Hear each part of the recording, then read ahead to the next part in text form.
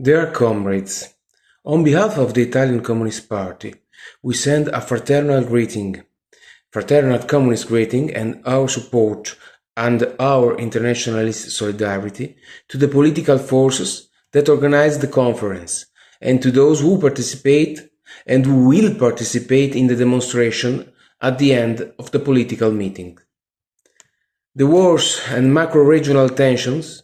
and the world war and peace, unfortunately increasingly present in our lives, in our economies, in our minds, and in the daily life of all citizens of every state, does not seem to be diminishing but rather increasing in intensity, with the genocide of the Palestinians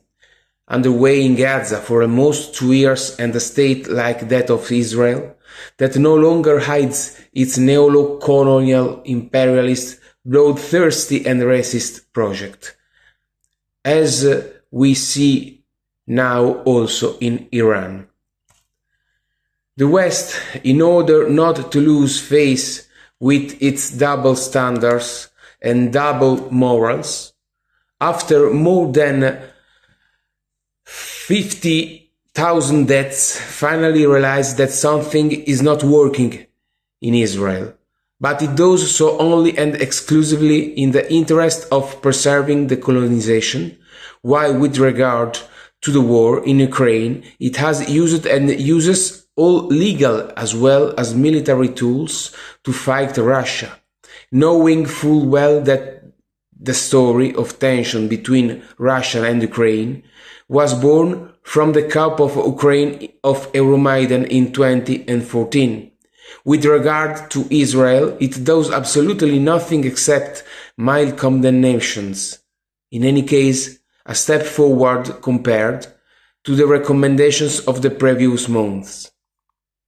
On the one hand, economic sanctions, senseless exclusions from sports, singing and Olympic competitions. On the other, precisely nothing. This is the response of imperialism to the emergence of a new multipolar world order, and an order that we Italian communists firmly support and hope for. Is necessary, if necessary, to strengthen that unity of the forces of progress and anti-imperialist forces that must face this wave of massacres and wars. The conflicts underway in Gaza and Ukraine are fundamental pieces of a single world conflict that has as its stake the perpetuation of a unipolar world led by United States, of the construction of a multipolar one that is a prelude to democratic and mutually beneficial international relations. People suffer and struggle in every part of the world, divided in a strategy of continuous tensions, which, after the election of Trump, we understand has moved its epicenter today right in Europe. That Europe that has sacrificed the well-being of its populations and its states in the name of market rules, without any connection to investments in the real economy, and has become the direction of the deep state of NATO and of various financial entities that act and put pressure on the member countries of the European Union. The Netherlands is also a country that applies a very low tax policy, and this is no coincidence that it is one of the Trojan horse countries through the induced attraction of internal and foreign investments to Europe to better dominate and control the policies of European governments, in particular those of large countries such as France, Germany and Italy. We have maximum respect for the comrades who were involved in the struggle in the Netherlands and in other little countries, because they see directly this type of problem. Bourgeois cosmopolitanism continues in its work of fake global democratization, shifting the attention of public opinion to superstructural issues rather than to class conflict and Western imperialism. A cosmopolitanism that has given the illusion of a globalization of rights without considering the intrinsic voracity of capital. But at the moment, we are living in Europe sees the hegemony of various nationalisms and bourgeois sovereignisms that superficially criticize globalism,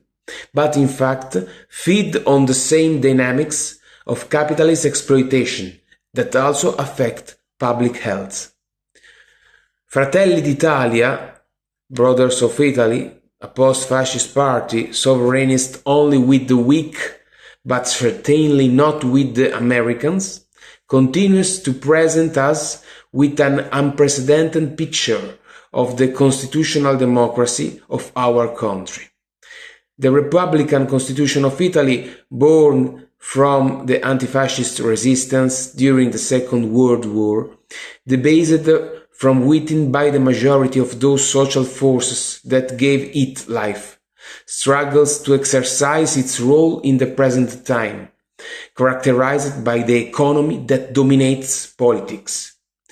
A situation plastically represented in our recent past by the successions of technical governments and real political hips, which have finally created the conditions for the advance of the right in the country.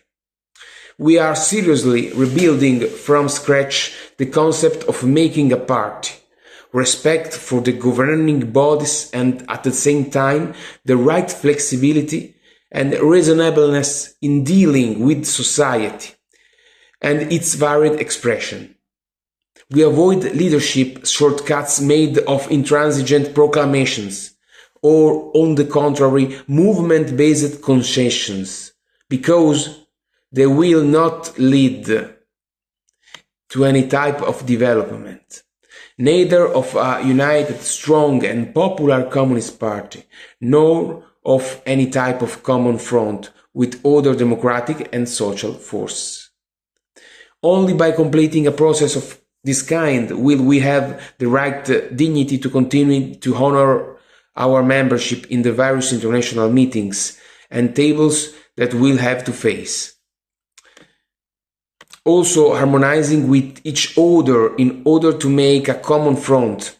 enormous challenges in a more dangerous time than ever, such as today, pursuing the ambitious goal of making a just peace prevail that respects